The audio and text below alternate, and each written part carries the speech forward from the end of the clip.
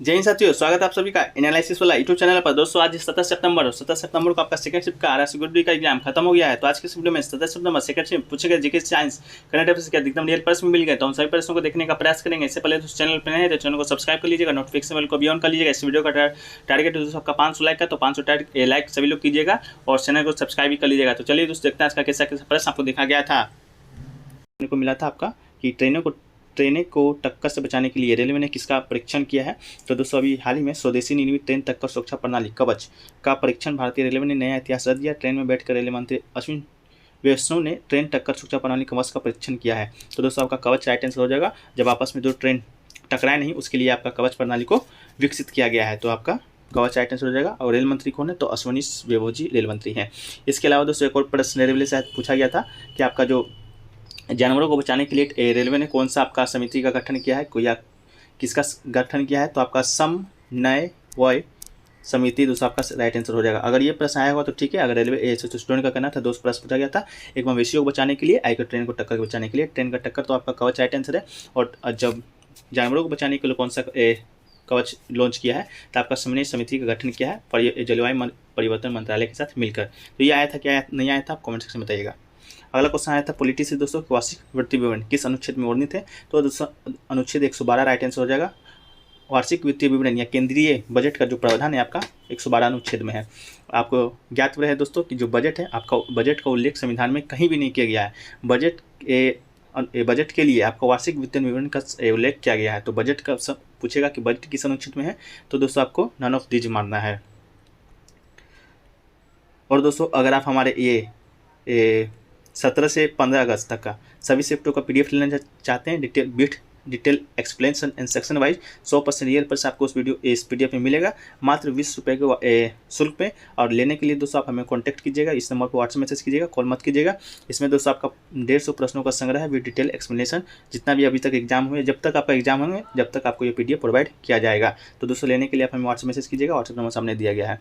अगला क्वेश्चन पूछा गया दोस्तों आपका कि देवप्रयाग में दो नदियाँ मिलती हैं, वो उसे क्या कहा जाता है।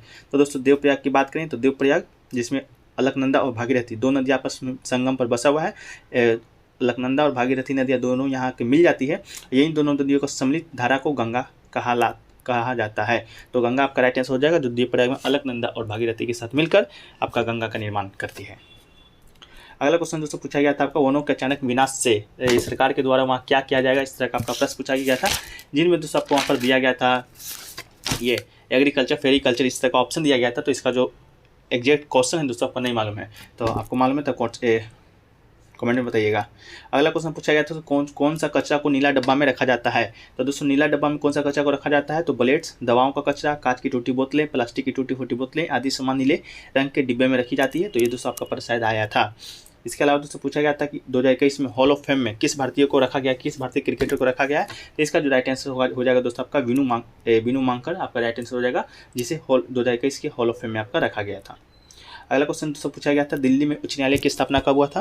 दोस्तों बात करें जब दिल्ली में उच्च न्यायालय की बात करेंगे, जो सब अलग अलग राज्य का अपना जो उच्च न्यायालय होता है, जैसे बिहार का पटना उच्च न्यायालय है, यूपी का इलाहाबाद उच्च न्यायालय है, कर्नाटक उच्च न्यायालय है। तो उसी तरह से अगर दोस्तों दिल्ली में उच्च न्यायालय की बात होगी तो आपका 1966 ईस्वी में उच्च न्यायालय का स्थापना हुआ था, ठीक है, अक्टूबर 1966 ईस्वी में। लेकिन आपसे अगर पूछा गया होगा दिल्ली में जो सुप्रीम कोर्ट है उसकी स्थापना कब हुआ था, तो दिल्ली में सुप्रीम कोर्ट का स्थापना दोस्तों 28 जनवरी 1950 ईस्वी को हुआ था। ठीक है, आप क्या पूछा था या बताइए कमेंट सेक्शन में। इसके अलावा भारत का सर्वोच्च न्यायालय भारत का सर्वोच्च न्यायिक निकाय है और संविधान के तहत भारत गणराज्य का सर्वोच्च न्यायालय है। यह सबसे वरिष्ठ संवैधानिक न्यायालय है और इसके पास न्यायिक पुनरावलोकन की शक्ति है।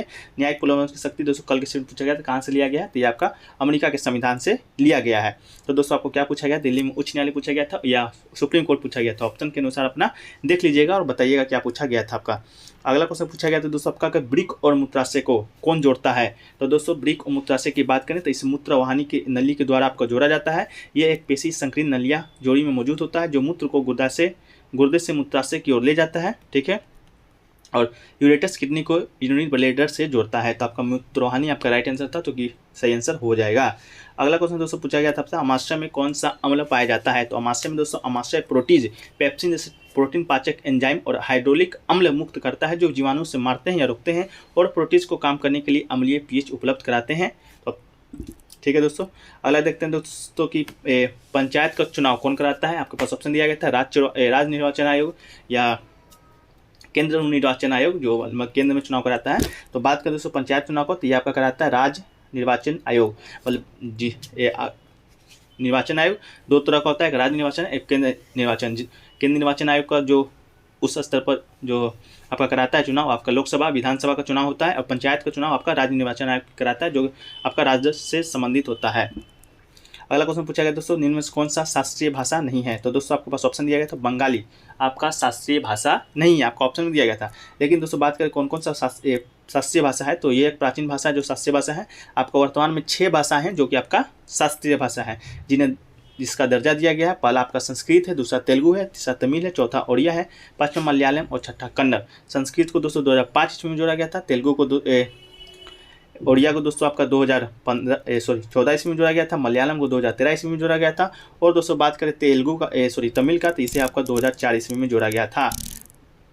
ये सभी से रिलेटेड पर सबसे पूछा गया है, इसलिए आपको बता रहे हैं। अगला क्वेश्चन पूछा गया दोस्तों कि किसका जो संयुक्ता होता है अंतिम कक्षा में 7 होता है। तो दोस्तों 7वां समूह का जो संयुक्ता होता है अंतिम कक्षा में 7 होता है, हेलोजन ग्रुप का ये आपका सदस्य है, तो 7वां आपका राइट आंसर था।